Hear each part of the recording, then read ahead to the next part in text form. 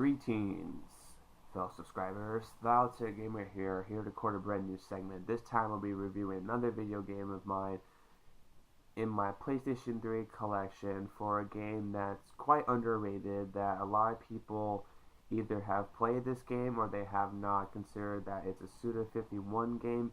If you guys don't know who they are, they're also responsible for the No More Heroes series and the recent game that came out last year called Killer is Dead, and also they've made the game in 2011 called Shadows of the Damned. This game, however, I'll be talking to you about is voiced by Tara Strong. If you guys don't know who she is, she was responsible for voicing Timmy Turner from the Rugrats, Bubbles from the Powerpuff Girls, and a whole bunch of different characters. Today I'll be reviewing another game in my collection, and if you guys are a fan of action hack and slash with ridiculously tons and amounts of humor that's filled with stupidity, if you're a fan of zombie slaying, kick-ass, inappropriate humor and all that bullshit, I'm talking to you about Lollipop Chainsaw. Now, if you guys really enjoy these kind of reviews, I'll be more than happy to actually do them on camera so you can see me actually taking notes with my reviews. And let's get on to the review of Lollipop Chainsaw. So on the front you got Juliet Sterling, who is the main protagonist in Lollipop Chainsaw, and then of course in the front you got a zombie. You got tons of zombies in the locker room, and you got Nick, who's her boyfriend. And on the back here, I don't know if you guys can see that. If you want to read it, you can pause this video and read the captions yourself.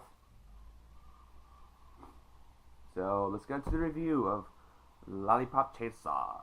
Now, Lollipop Chainsaw is obviously a hack and slash single-player action game in which players battle zombies as never before in the form of the spirit and sexy chainsaw-wielding cheerleading heroine, Juliet Starling. The game contains an addictive mixture of mature zombie apocalypse gameplay with the bubbly actions and attitude of the perky teen heroine. Additional features include upgradable cheerleading abilities and chainsaws that both serve in combat, over-the-top zombie rock lord bosses, a storyline full of hooks, and a rockin' soundtrack.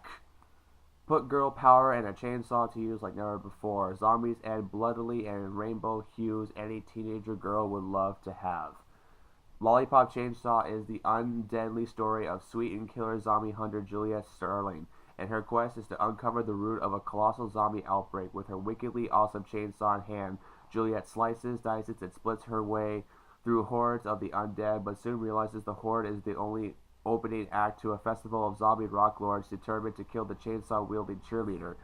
Lollipop Chainsaw is also being developed by Grasshopper Manufacturer, led by celebrity game developer Gucci Suda, aka Suda51, and featuring musical compositions of the renowned Akira Yamamoto. In addition, Hollywood director and writer James Gunn, who also wrote Super Slither and Dawn of the Dead, has brought his cult humor and edgy storytelling to Lollipop Chainsaw's script. Lollipop Chainsaw's gameplay is a hack-and-slash action game. To combat and kill zombie enemies, players utilize a combination of available attacks.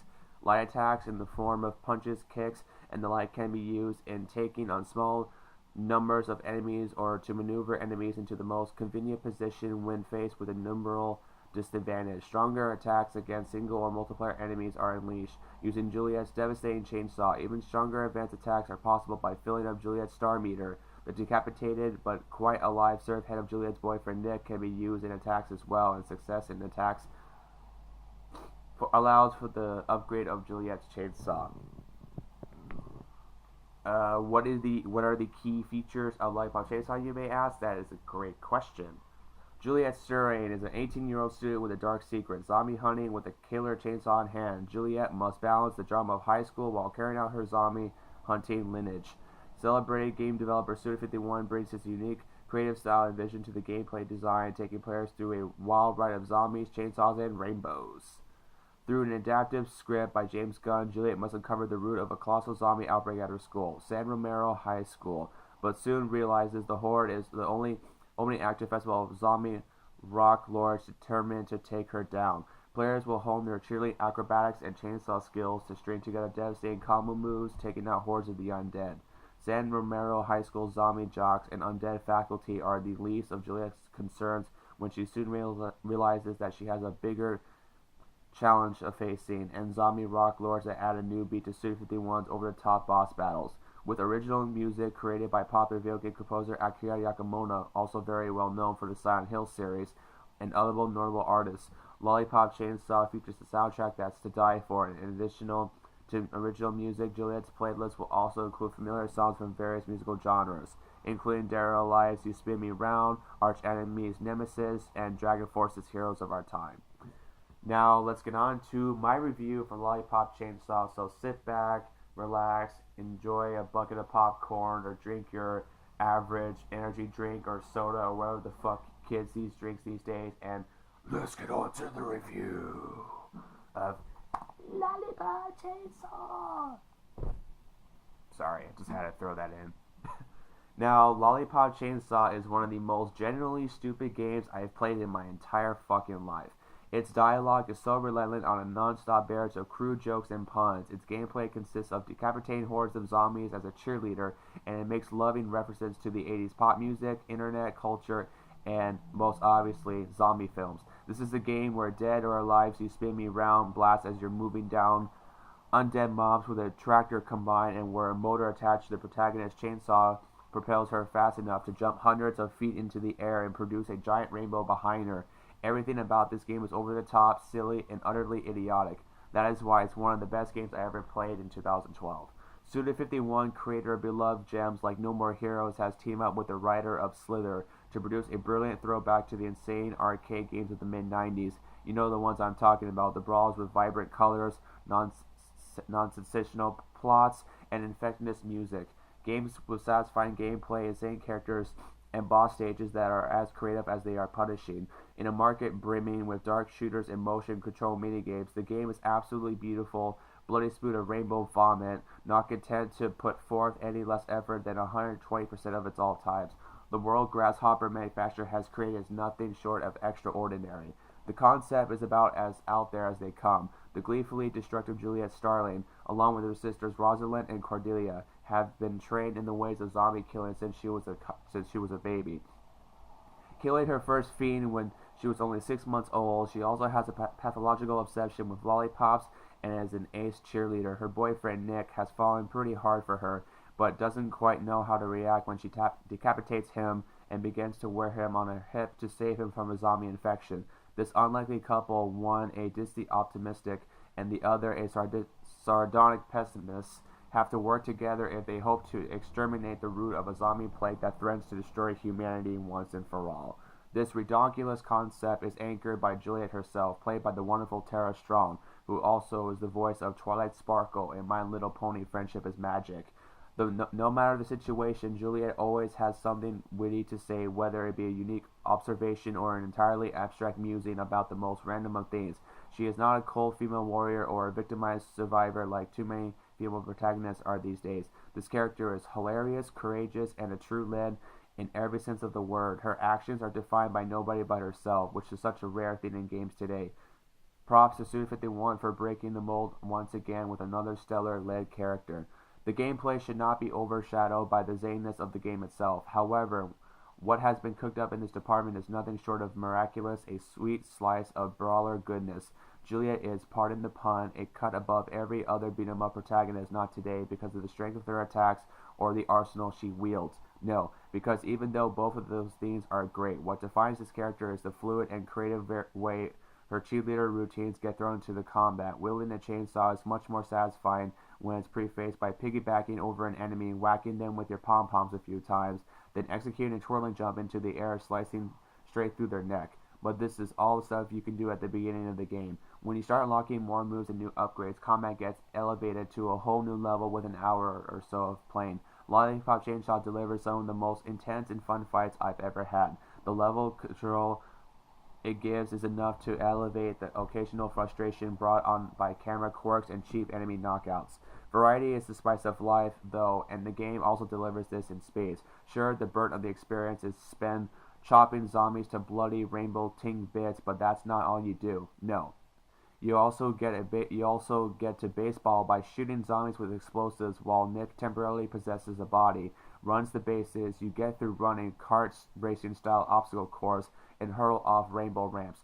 Shooting obstacle courses driving this game offers such a wealth of varied gameplay styles that one head begins to spin, not knowing what's going to happen at any given second, which is exactly how developers intended. It's consistently defying expectations, which sets it apart from the pack. Graphically, it's not a AAA title, but what it lacks in polish, it makes up for the intensiveness. You'll be slashing your way through schools, farms, arcades, and hallucinatory dystopias inhabited by giant killer chickens. You're not going to get these type of locations from any other game. Same goes from the overall aesthetic lack of the combat. Instead of just packing on blood and guts, which it does all too well, the carnage is punctuated by giant glowing hearts and vibrant rainbows. Nothing says brutal murder like a huge heart exploding from a decapitated corpse after all. Also, nice touch are how remarkably well designed of all the characters are, including the zombies. Juliet herself can be decked out in a ridiculous amount of costumes. Her oldest sister looks like a butch biker, and her younger sister looks like something the 80s threw up. Zombies range from obese farmers to lanky rockers to bubblegum chewing baseball pitchers. There's a big emphasis on clothing, so much so that you're an achievement trophy for starting up Juliet's skirt for an extended period of time. You're very much welcome. Now the sound to Lollipop Chainsaw is just as wonderful as everything else. Musically, the game is broad and diverse, covering a huge range of genres. This is thanks to famed composer Akira Yamamoto, whose well-known musical knowledge fits this game like a glove. Techno, jam band, and garage rock are just a few types of music you're going to hear in the game. Spicing this up is an outstanding amount of licensed music, my personal favorite being Tony Basil's Mickey, which cranks up every time Juliet activates her power-up mode. Others include cuts by Dead or Alive and The Runaways, which round out one of the most diverse games of the past decade. Also worth nothing is the boss stage music by Mind Self-Indulge's frontman Jimmy Urine, whose all voices the first boss stage fight.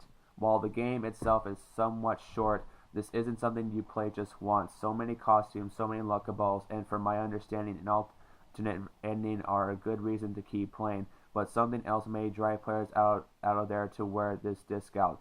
Scoreboards. This game is more arcade style than most of the arcade games on the live marketplace or PlayStation Network, and it's just as perfect for single level playthroughs to get just to one more point than the other guys and gals playing. It was a smart inclusion in what was already a great package. Grasshopper Manufacturer has struck gold once again and created the best game to come out of them since No More Heroes and Lollipop Chainsaw. Is a bright, gaudy, and joyfully stupid breath of fresh air to an industry plagued by far too military shooters and kiddie games. There has never been and most likely will never be another game like this. On top of that, it's a dang fine time for just about anybody. Years from now, I'll still be remembering this game and comparing what I'm playing at the moment. Exceeding all expectations, Lollipop Chainsaw has become one of the greatest games I ever played in 2012 next to Dishonored and Assassin's Creed 3. Well played, Suda51. Well play. So the plot to Lollipop Chainsaw, I gave it a 9 out of 10. Gameplay is a 10 out of 10. Graphics are an 8 out of 10. And the sound is a 10 out of 10. Overall, I highly recommend picking up Lollipop Chainsaw. This is also available for the PlayStation 3 and the Xbox 360. If you're a fan of action hack and slash games with amazing humor, great character models, boss battles, and very good sound designs. The game is relatively short, so we're talking about 6 to 7 hours to complete, depending on the difficulty setting. However, one thing I didn't mention in this review are the collectibles. You can only get the collectibles on hard mode. If you play it on any other mode, such as easy or normal, it will not count through your playthrough. So I highly recommend playing this game on hard mode, getting the collectibles on your very first playthrough. That way you can go back on your second playthrough and get back all the different miscellaneous trophies. So there you have it, is my review for Lollipop Chainsaw review for the PlayStation 3 console. If you guys really enjoyed this video, please leave a comment section below, and also be sure to subscribe. It really helped me out a lot. As always, I'm Thyultimategamer. Thank you guys so much for watching. Be on the lookout for another video coming soon right here on my YouTube channel. Get the fuck up, my friends.